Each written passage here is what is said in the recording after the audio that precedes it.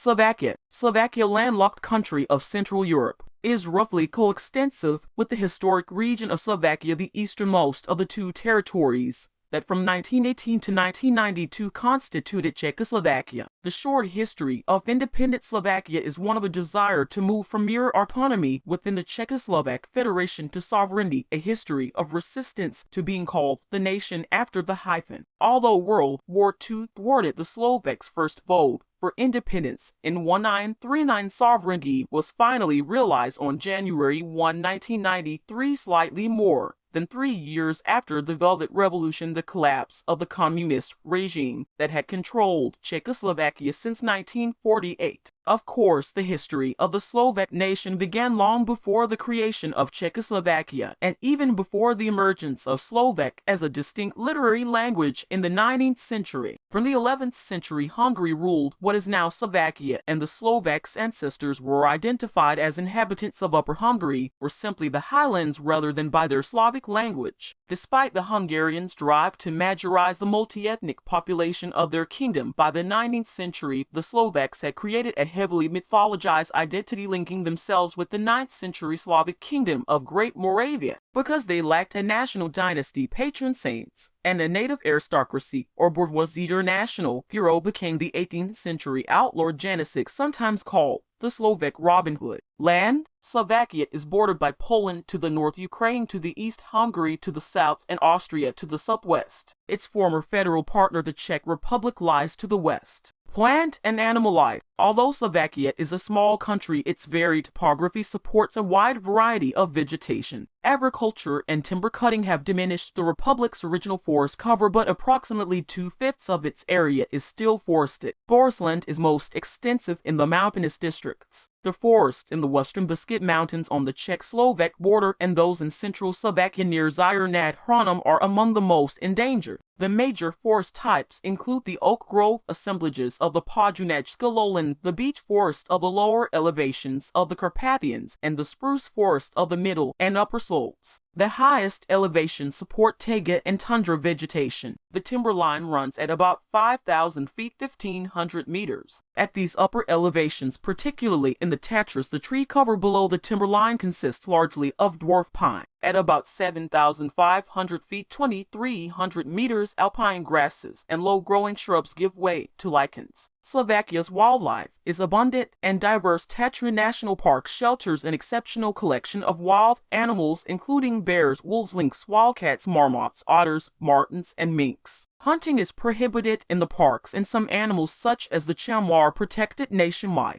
People, ethnic groups. More than 4/5 of Slovakia's population are ethnic Slovaks. Hungarians concentrated in the southern border districts form the largest minority, making up less than 1/10 of the republic's population. Small numbers of Czechs, Germans, and Poles live throughout the country, while Ruthenians are concentrated in the east and northeast. There is a sizable and relatively mobile population of Roma who live mainly in the eastern part of the country. Languages. Although the majority of the population identifies Slovak as its mother tongue, a law that came into effect on January 1, 1996, establishing Slovak as the country's official language, was controversial primarily because of its impact on Slovakia's Hungarian minority. Widespread fluency in Czech is a legacy of the period of federation. As members of the West Slavic language group, Slovak and Czech are closely related and mutually intelligible. Both use the Roman rather than the Cyrillic alphabet. In addition to Hungarian, Polish, German, Ukrainian, Russian, and Romani are among the other languages spoken in Slovakia. Croatian speakers living in a small number of villages in western Slovakia make up a tiny linguistic minority.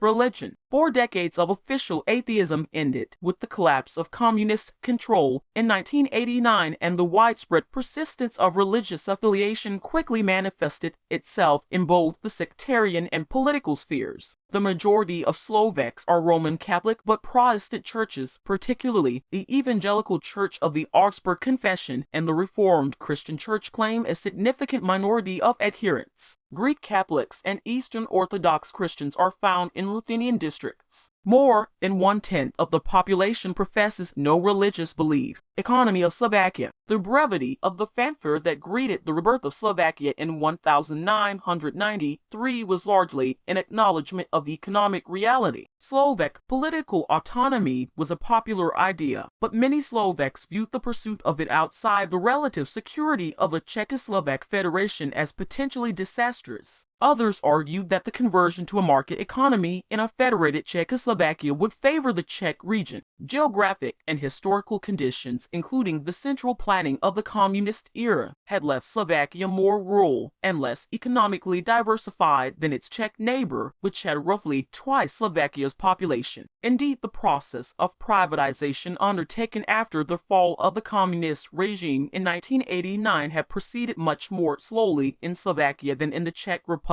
Agriculture and forestry. During communist rule, agriculture in the Slovak lands was subordinate to industrialization, and today only about 1/3 of Slovakia's territory is cultivated. On the fertile lowlands, wheat, barley, sugar beets, corn, and fodder crops are the most important crops, whereas on the relatively poor soils of the mountains, the principal crops are rye, oats, potatoes, and flax. Tobacco and fruits are grown in the Vav Valley, and vineyards thrive on the slopes of the Carpathian Ranges in Zapadny-Slovensko Kraj. On the plains, farmers raise pigs and cattle. Sheep raising is prevalent in mountain valleys. The harvesting of wood and the production of other forest products constitute a small part of the economy. About 1/3 of Slovakia's forests had been destroyed or seriously damaged by 1989, but reforestation efforts following independence resulted in a modest increase in forested areas. Health and welfare. The 1992 Constitution retains the federal guarantees of free health care under a public insurance program. The health care system remains largely under state control, though private facilities and private medical insurance have been introduced. Factory and community clinics, first aid stations, and other outpatient facilities supplement the national system of hospitals. In addition, spas such as those at Piestany and Bardejov and Sanatoria in the High Tatras long have been a feature of Slovak healthcare. An act introduced in 23 required employers to contribute a percentage of their payroll and the self-employed to contribute a portion of their earnings towards social insurance. Old age pensions are paid to both men and women. Education. The Slovak Constitution guarantees free public education at the primary and secondary levels for all citizens. There are also a number of private and church-affiliated schools. Kindergartens are available for children ages 3 to 6. Education is compulsory between the ages of 6 and 15 and usually includes instruction in a major foreign language. General secondary schools offer preparation for university study. Vocational secondary schools provide training in technical and clerical fields and the service industries. Slovakia has a number of institutions of higher education, of which the largest and oldest is Comenius University in Bratislava. Also in Bratislava are the Slovak University of Technology, the University of Economics, and several arts academies. Kosas also has universities and a school of veterinary medicine. Since independence, additional colleges and universities have opened in Tiarnava, Banska Bystrica, Nitra, Prasov, Zvolin, and Trenčín. There is a Roman Catholic university in Umarok. Cultural life. The antecedents of a distinct Slovak culture date from the Christian mission sent to Moravia in 863 CE by the Byzantine Emperor Michael III at the request of the Moravian Prince Rostislav. The Moravian state then encompassed at least part of the territory of present-day Slovakia. Byzantine influence was short-lived, however, and did not survive the competition with Latinized Western Christianity. Slavic liturgy disappeared from the region after the invasions by nomadic Magyar tribes toward the end of the 9th century. These Magyar invasions also succeeded in separating the West Slavic ancestors of today's Slovaks living north of the Danube River from the South Slavs. Thereafter, until the founding of Czechoslovakia in 1918, the history of the Slovaks was closely connected with that of Hungary. Slovak culture, particularly the Slovak language, survived despite Hungarian hegemony and the widespread use of Czech Latin and German.